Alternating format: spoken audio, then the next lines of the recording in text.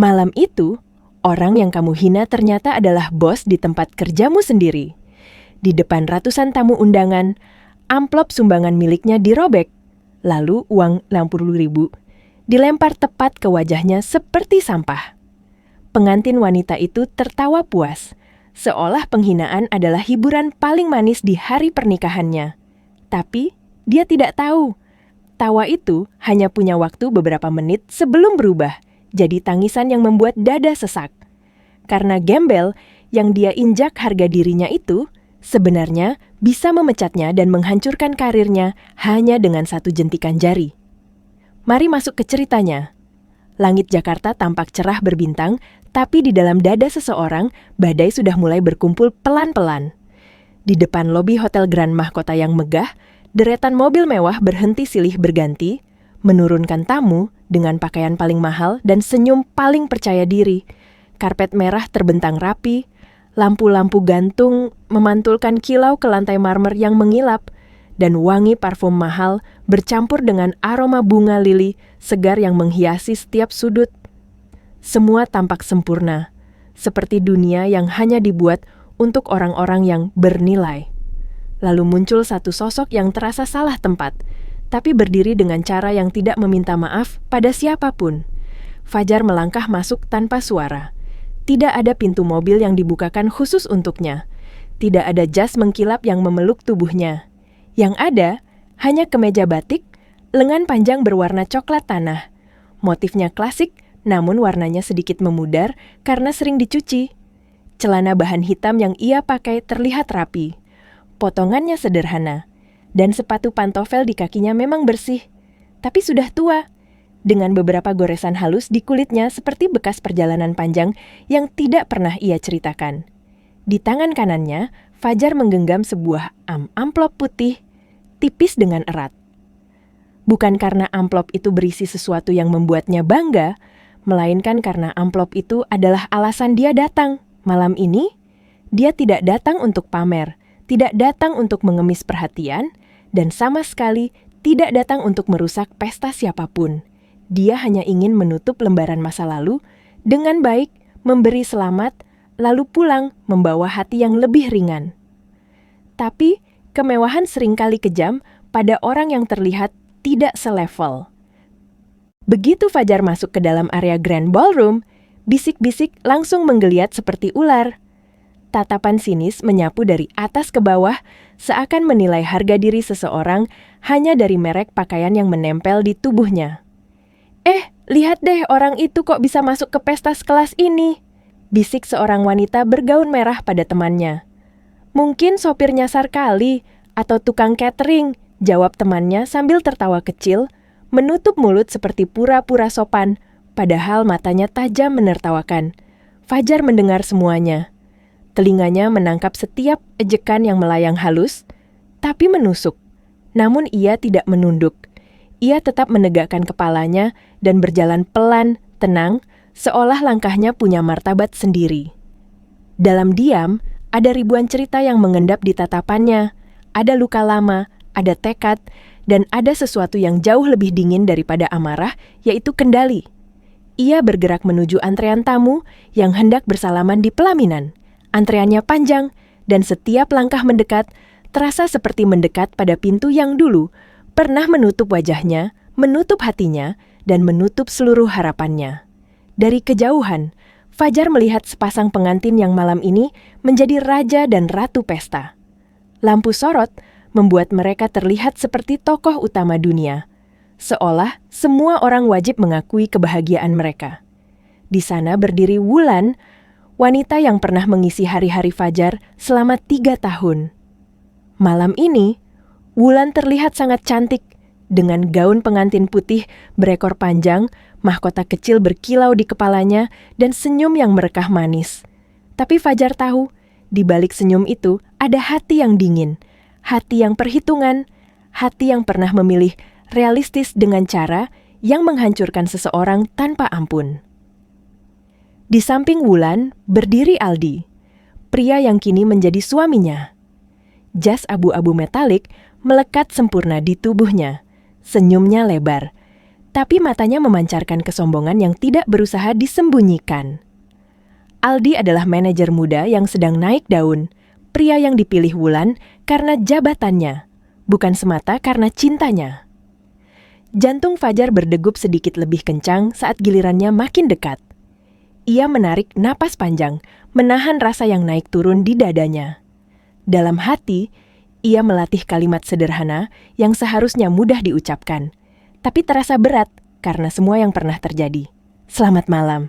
Semoga kalian bahagia, dan akhirnya Fajar sampai di ujung antrean itu. Bagian kedua dimulai tepat di depan pelaminan itu, saat jarak antara Fajar dan Wulan tinggal beberapa langkah saja. Wulan masih tersenyum untuk para tamu yang berbaris rapi. Tapi, begitu matanya menangkap wajah Fajar, senyumnya seperti patah di tengah jalan.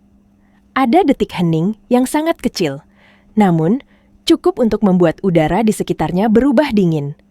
Wulan mencoba menutupi keterkejutannya, berusaha tetap terlihat anggun, tapi kerutan halus di keningnya tidak bisa bohong. Matanya menelusuri Fajar dari ujung rambut sampai sepatu tuanya, seolah ia sedang memastikan satu hal yang ia tidak ingin percaya, bahwa orang yang dulu ia tinggalkan kini benar-benar berdiri di hadapannya di hari yang paling ia banggakan. Fajar menahan napas, lalu mengulurkan tangan dengan sopan.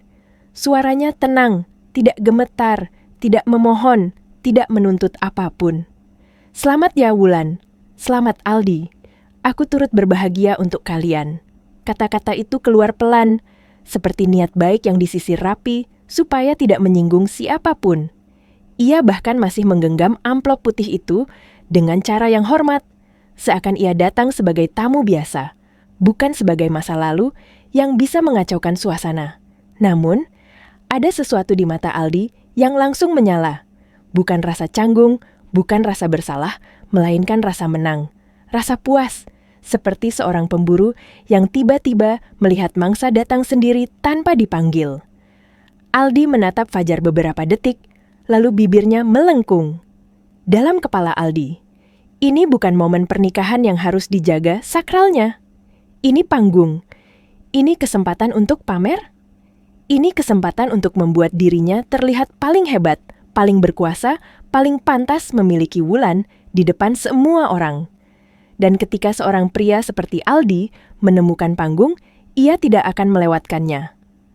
Aldi meraih mikrofon yang ada di dekat panggung, lalu melangkah maju dengan santai, seolah ia sudah merencanakan ini sejak awal. Dalam sekejap, suara dari sound system menggema lebih keras, memotong alunan musik yang tadinya mengalun halus. Musik orkestra berhenti mendadak.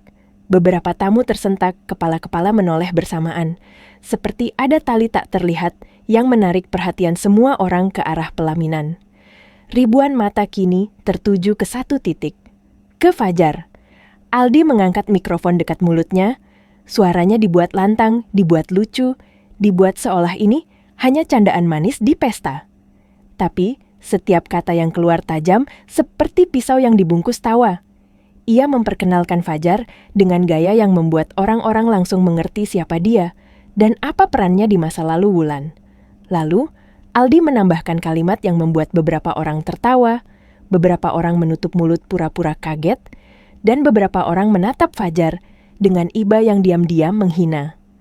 Aldi menertawakan masa lalu itu di depan umum, menyebut Fajar sebagai lelaki miskin, pengangguran, dan tidak punya masa depan. Kata-kata itu jatuh satu persatu seperti batu. Tidak ada empati di sana. Tidak ada rasa malu. Hanya kesombongan yang dipertontonkan. Fajar berdiri diam. Wajahnya tetap datar, seperti permukaan air yang tidak menunjukkan badai di bawahnya. Tapi di dalam dadanya, panas mulai naik.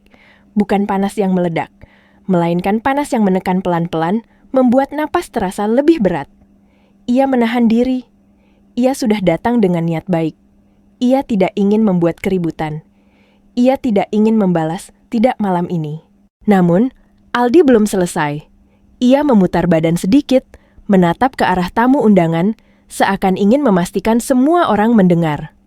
Saat beberapa orang mulai berbisik, Aldi tertawa lebih keras, seolah ini pertunjukan paling seru di malam itu.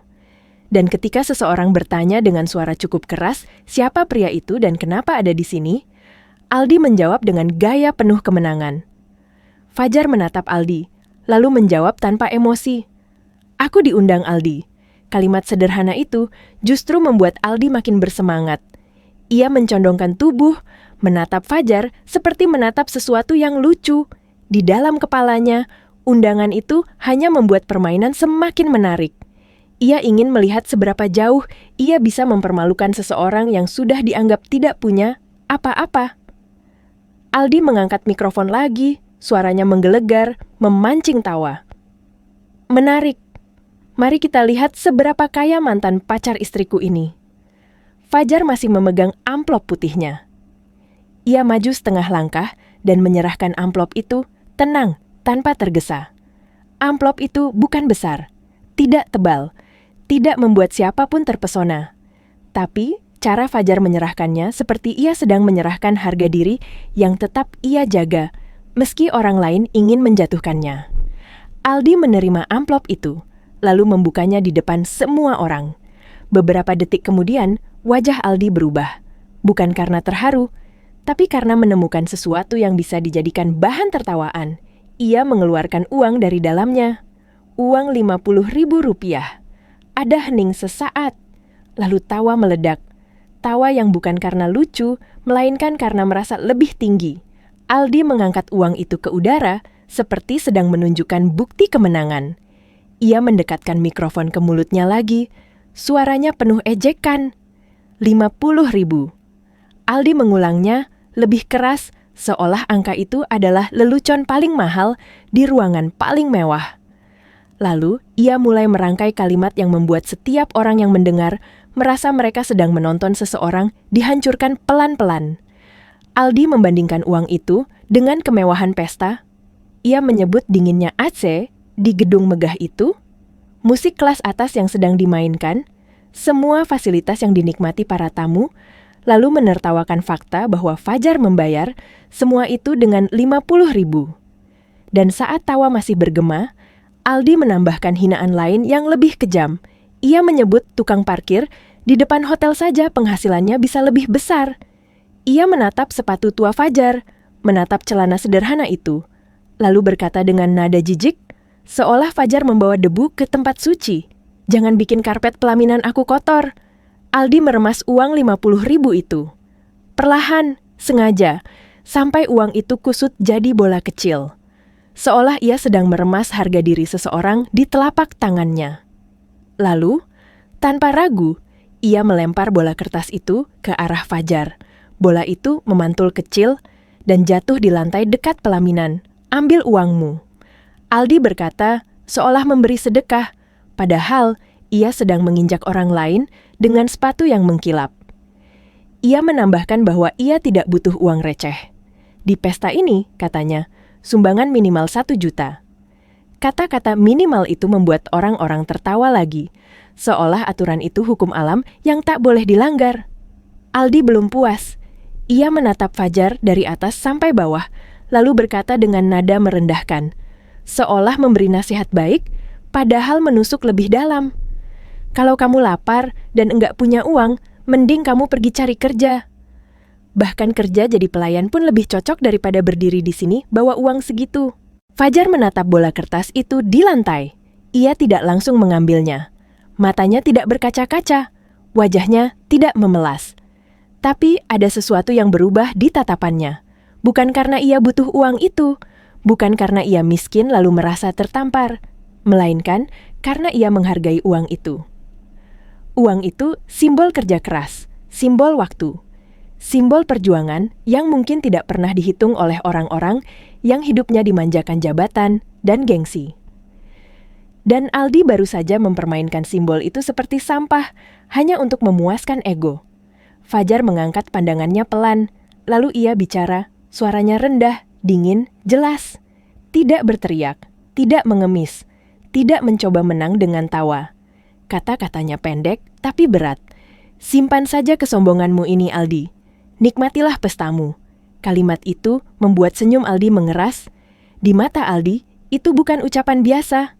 Itu terdengar seperti perlawanan, seperti ancaman halus yang tidak ia pahami, tapi cukup membuatnya tersinggung. Aldi melotot, Suaranya naik, tubuhnya condong seakan ingin mendorong. "Apa kamu ngancam saya?" Beberapa tamu berhenti tertawa. Wulan di pelaminan menegang, tapi masih berusaha menjaga wajahnya tetap cantik, tetap sempurna di depan kamera dan tamu undangan. Aldi, yang sudah terlanjur menjadikan ini pertunjukan, tidak ingin terlihat kalah walau hanya sedetik. Ia memanggil petugas keamanan, suaranya tegas, seperti raja yang memerintah. "Usir dia.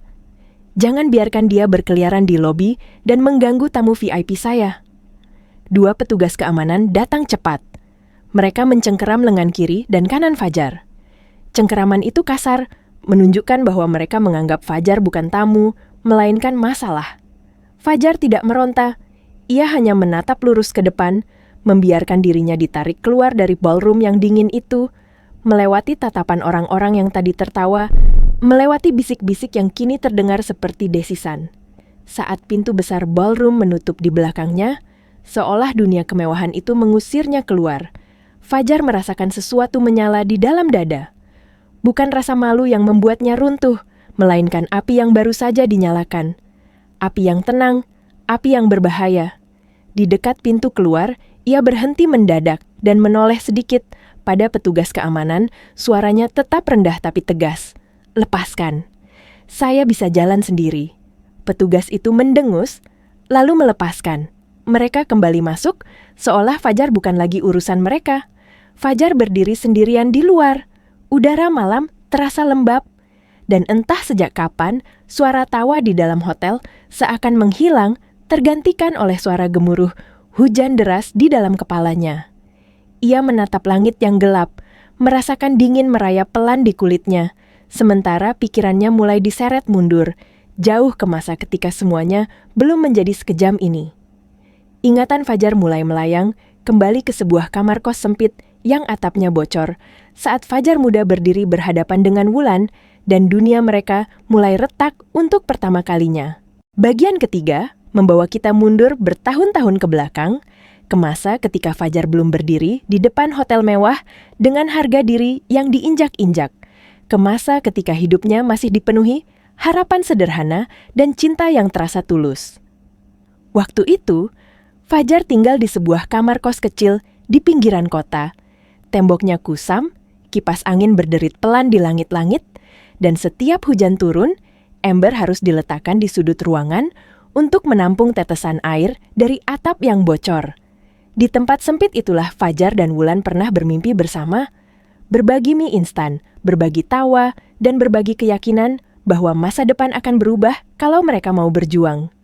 Wulan dulu bukan perempuan yang haus kemewahan. Ia sederhana, rambutnya sering diikat asal, dan senyumnya hangat ketika menyambut Fajar pulang larut malam setelah bekerja serabutan. Saat itu, Fajar belum punya pekerjaan tetap. Ia berpindah-pindah dari satu proyek kecil ke proyek lain, kadang membantu teman, kadang menerima pekerjaan lepas yang bayarannya tidak seberapa.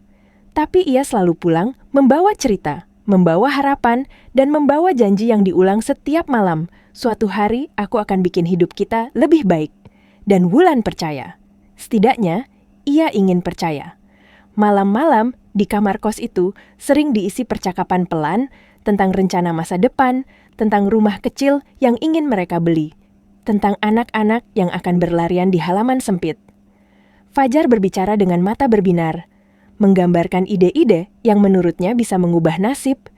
Ia bermimpi membangun usaha sendiri, tidak selamanya bergantung pada orang lain. Ia bermimpi besar meski kantongnya kecil.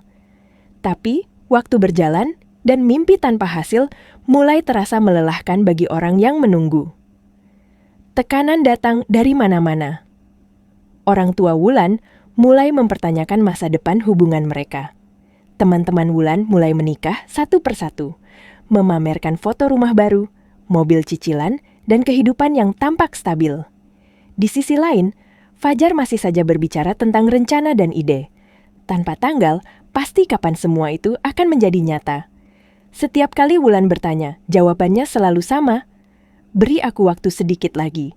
Dan waktu, bagi sebagian orang, adalah kemewahan yang tidak ingin mereka bayar. Pertengkaran kecil mulai muncul. Awalnya hanya soal uang belanja yang kurang, soal makan malam yang terlalu sederhana, soal Fajar yang pulang terlalu malam, atau terlalu lelah untuk sekadar mengajak jalan. Lalu pertengkaran itu membesar, berubah jadi adu kata yang menyisakan keheningan panjang. Wulan mulai diam. Diam yang dingin, diam yang menghakimi, diam yang lebih menyakitkan daripada teriakan. Sampai suatu malam, Wulan mengucapkan kalimat yang membuat dada Fajar terasa runtuh. "Aku capek hidup seperti ini, Jar." Fajar terdiam, kata-kata itu sederhana, tapi artinya panjang. Ia tahu, ini bukan lagi soal cinta, ini soal standar hidup, soal keamanan, soal masa depan yang menurut Wulan terlalu kabur jika bersama Fajar. Beberapa hari setelah itu, Wulan mulai berubah. Ponselnya sering berbunyi dengan pesan yang ia sembunyikan. Senyumnya kembali muncul, tapi bukan untuk Fajar. Dan suatu sore, Wulan akhirnya berkata jujur, meski jujur dengan cara yang paling menyakitkan. Ia mengaku bertemu pria lain, pria dengan pekerjaan mapan, pria dengan jabatan. Pria yang bisa memberinya kepastian, bukan janji. Nama pria itu adalah Aldi. Wulan berkata dengan suara tenang, hampir datar, seolah ia sedang menjelaskan sesuatu yang logis dan tidak perlu diperdebatkan. Ia berkata bahwa ia tidak mau menghabiskan hidupnya menunggu Fajar sukses. Ia tidak mau terus hidup pas-pasan, ia ingin kehidupan yang nyata, bukan mimpi. Fajar mencoba bicara. Ia mencoba meyakinkan. Ia bahkan merendahkan diri, meminta kesempatan terakhir. Tapi, setiap kata yang keluar terasa makin kecil, makin tidak berarti. Wulan sudah mengambil keputusan. Dan keputusan itu dibungkus dengan kalimat paling kejam yang bisa diucapkan tanpa berteriak. "Aku butuh laki-laki yang bisa aku banggakan." Kalimat itu tertanam dalam kepala Fajar. Ia tidak dibentak. Ia tidak dihina terang-terangan. Tapi ia dipatahkan perlahan seperti ranting kering yang diinjak pelan. Wulan mengemas barang-barangnya malam itu juga. Ia pergi tanpa drama, tanpa tangisan, tanpa pelukan perpisahan. Meninggalkan kamar kos yang tiba-tiba terasa jauh lebih sempit dari sebelumnya. Sejak malam itu, Fajar hidup sendirian. Hari-harinya diisi kerja, kerja dan kerja. Tidak ada lagi mimpi yang dibicarakan dengan siapapun. Tidak ada lagi janji yang diucapkan dengan suara lantang. Ia menelan semua rasa sakit itu dalam diam, mengubahnya menjadi bahan bakar. Ia berhenti mengeluh. Ia berhenti berharap pada orang lain. Ia mulai belajar dengan cara yang keras, bahwa dunia tidak peduli pada niat baik, hanya peduli pada hasil. Ia mengambil pekerjaan apa saja yang bisa ia pegang. Ia belajar dari kegagalan. Ia jatuh berkali-kali, bangkit tanpa saksi. Tidak ada yang bertepuk tangan. Tidak ada yang menyemangati. Tapi ada satu hal yang tidak pernah padam di dalam dirinya. Tekad untuk membuktikan bahwa ia bukan lelaki gagal seperti yang pernah diyakini orang lain. Waktu berlalu tanpa permisi. Tahun demi tahun lewat. Dan tanpa disadari siapapun, nama Fajar mulai dikenal di lingkaran tertentu. Bukan sebagai pemimpi, tapi sebagai pemecah masalah. Ia bukan tipe orang yang suka pamer. Ia bekerja di balik layar. Ia mengurus hal-hal yang rumit. Ia memikul tanggung jawab besar tanpa banyak bicara. Uang mulai datang, jabatan mulai melekat, tapi gaya hidupnya tidak berubah. Ia tetap sederhana, tetap diam, tetap rendah hati. Dan kini, takdir membawanya kembali ke satu titik yang sama, ke orang-orang yang dulu meninggalkannya, ke wanita yang pernah berkata ia tidak layak dibanggakan, ke pria yang merasa dirinya menang. Di luar hotel itu, Fajar mengeluarkan ponselnya. Tangannya bergerak pelan, tapi yakin. Ia membuka satu kontak yang jarang ia hubungi. Satu nama yang tidak banyak orang tahu hubungannya dengan dirinya. Ia menatap layar beberapa detik, lalu mengirim satu pesan singkat. "Saya di Hotel Grand Mahkota. Tolong cek sesuatu untuk saya." Tidak ada tanda seru, tidak ada emosi, hanya kalimat pendek yang mengandung arti besar. Beberapa menit kemudian, ponsel Fajar bergetar. Sebuah balasan masuk. "Baik Pak Fajar, akan kami tangani sekarang." Fajar menghela napas pelan, hujan mulai turun, rintiknya mengenai wajahnya yang tetap tenang. Ia memasukkan ponsel ke saku, lalu melangkah menjauh dari pintu hotel, meninggalkan gedung megah itu di belakangnya. Di dalam, pesta masih berlangsung, tawa masih terdengar, dan Aldi masih merasa dirinya pemenang. Ia belum tahu bahwa malam ini, perannya di cerita ini belum selesai. Bahkan, baru saja dimulai. Bagian keempat, dimulai saat hujan turun semakin deras, membasahi halaman hotel, dan menelan langkah Fajar yang menjauh dari pintu utama. Lampu-lampu kota memantul di genangan air, menciptakan kilau yang dingin dan tenang, seperti suasana di dalam hati Fajar malam itu. Ia tidak menoleh lagi. Tidak ada alasan untuk menoleh. Yang tertinggal di belakangnya hanyalah gedung megah, tawa palsu, dan orang-orang yang merasa menang tanpa benar-benar tahu apa arti kemenangan. Di dalam ballroom, pesta kembali berjalan seolah tidak pernah terjadi apa-apa. Musik dinyalakan lagi, tamu-tamu kembali tertawa, dan Aldi berdiri di samping Wulan dengan dada membusung. Beberapa orang menepuk bahunya, memuji keberaniannya, mempermalukan seseorang yang dianggap tidak pantas berada di sana. Aldi menerima semua pujian itu dengan senyum lebar. Baginya, ini bukan aib. Ini prestasi. Ia merasa telah menunjukkan siapa yang berkuasa, siapa yang pantas, dan siapa yang seharusnya tahu diri. Wulan berdiri di sampingnya, tersenyum kaku. Ia mencoba ikut tertawa, mencoba menikmati pesta, tapi di dalam dadanya ada rasa tidak nyaman yang sulit ia jelaskan. Bayangan wajah Fajar yang tetap tenang saat dihina terus muncul di benaknya. Tidak ada kemarahan, tidak ada air mata. Itu justru yang membuatnya gelisah. Wulan menepis pikiran itu, meyakinkan dirinya sendiri bahwa ia telah membuat pilihan yang benar. Ia sekarang istri pria sukses. Ia berdiri di panggung tertinggi dalam hidupnya. Masa lalu seharusnya tidak lagi punya kuasa. Sementara itu, di dalam gedung yang sama namun di lantai berbeda, beberapa orang mulai bergerak. Di sebuah ruangan kecil yang biasanya dipakai staf manajemen hotel, seorang pria paruh baya berkemeja rapi menerima panggilan mendadak. Wajahnya berubah serius begitu mendengar nama yang disebut di ujung telepon. Ia berdiri dari kursinya, menegakkan punggung, lalu menjawab dengan nada hormat yang jarang ia gunakan pada siapapun. "Baik, Pak. Kami segera cek." Telepon ditutup. Pria itu langsung memanggil 2 staf senior. Tidak ada tawa di ruangan itu. Tidak ada basa-basi. Nama Fajar bukan nama yang sering disebut, tapi ketika disebut, artinya ada sesuatu yang harus ditangani dengan cepat dan tepat. Mereka membuka data reservasi, kontrak acara, dan daftar perusahaan yang terlibat dalam pesta malam itu. Nama perusahaan tempat Aldi bekerja muncul jelas di layar. Salah satu staf menelan ludah. Ia tahu perusahaan itu. Ia juga tahu siapa yang selama ini menjadi konsultan utama di balik beberapa keputusan besar perusahaan tersebut. Dan semakin lama ia membaca, semakin jelas satu hal yang membuat udara di ruangan itu terasa berat. Di luar hotel, Fajar duduk di dalam mobilnya. Bukan mobil mewah, bukan pula mobil yang mencolok.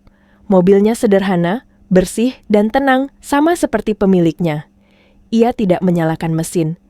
Ia hanya duduk, menatap lurus ke depan, membiarkan hujan mengetuk kaca depan seperti irama pelan yang menenangkan. Tidak ada senyum puas di wajahnya.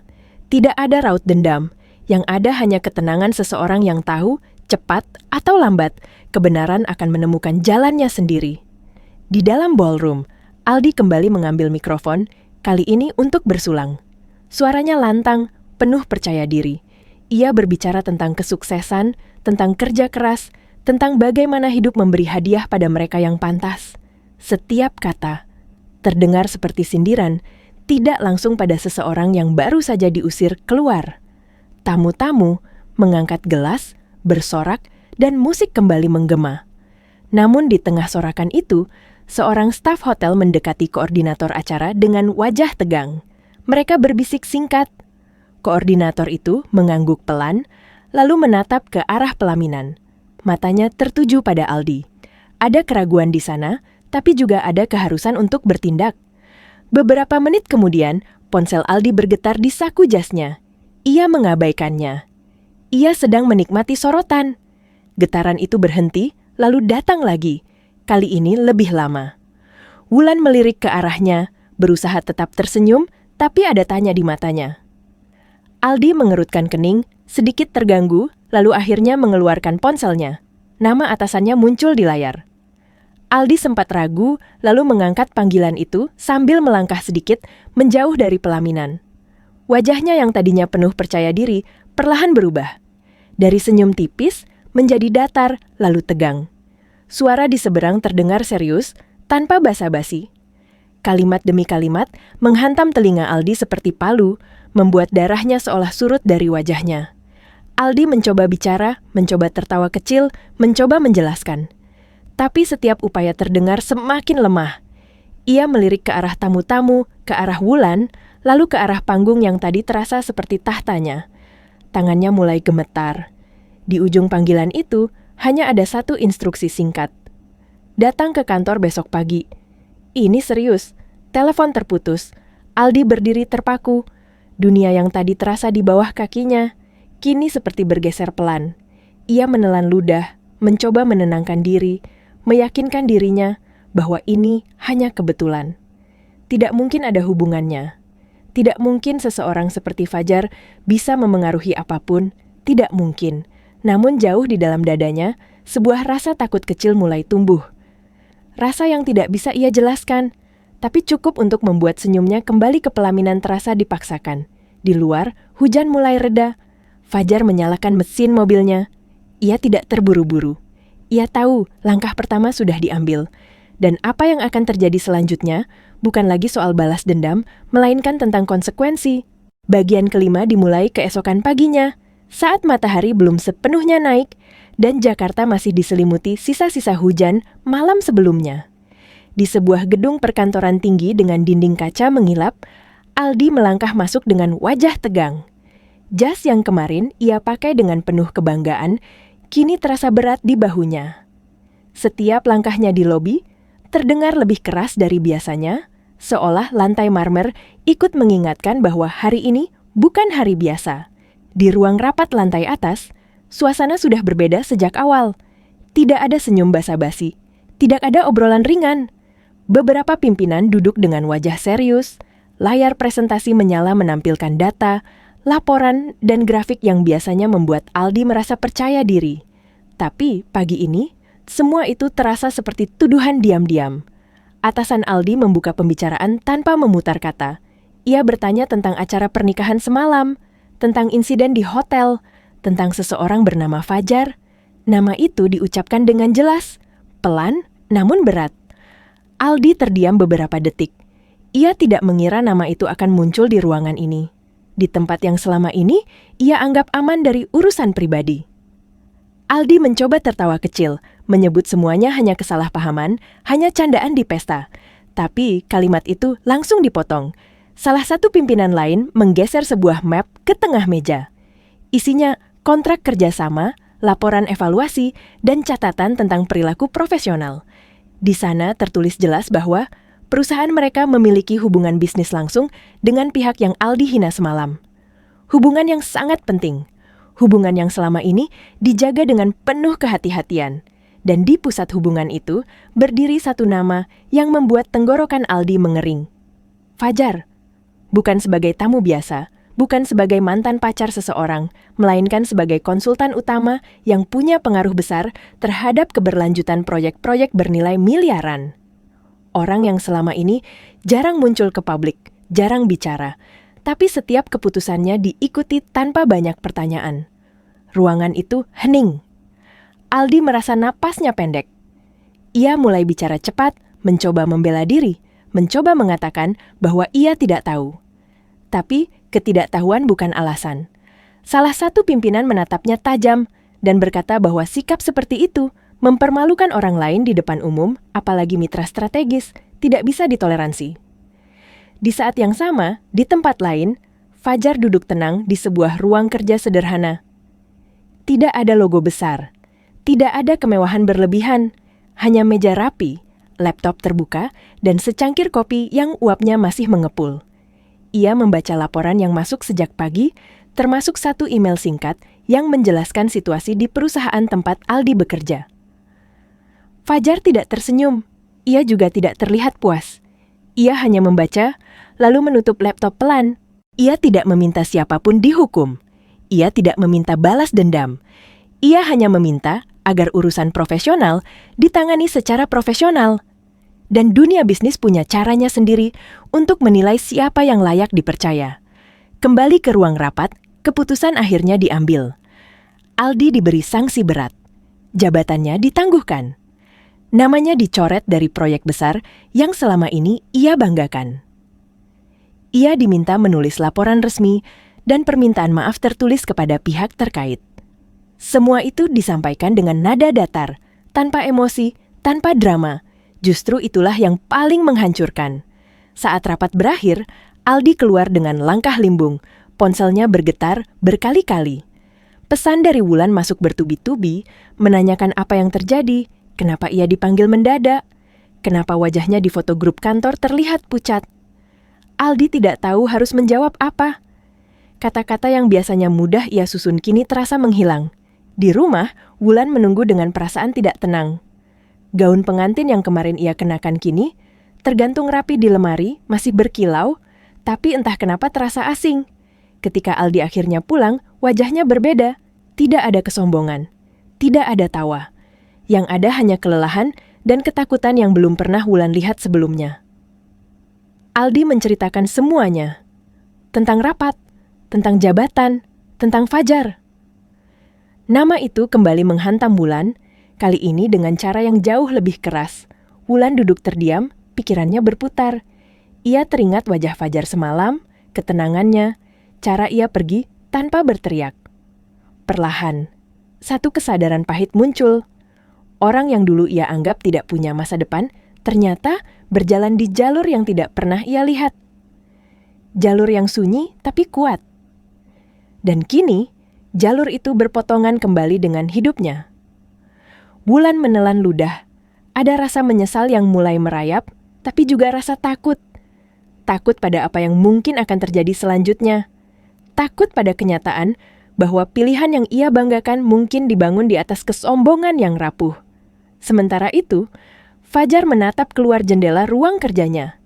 Kota bergerak seperti biasa. Orang-orang berangkat kerja, mengejar hidup masing-masing. Tidak ada yang tahu bahwa satu lingkaran takdir sedang menutup dengan pelan. Fajar menghela napas, lalu berdiri. Baginya, ini belum selesai. Masih ada satu pertemuan yang tak terelakkan. Satu percakapan yang akan menguji siapa yang benar-benar berubah dan siapa yang hanya takut kehilangan segalanya. Bagian ke-6 dimulai beberapa hari setelah badai itu lewat.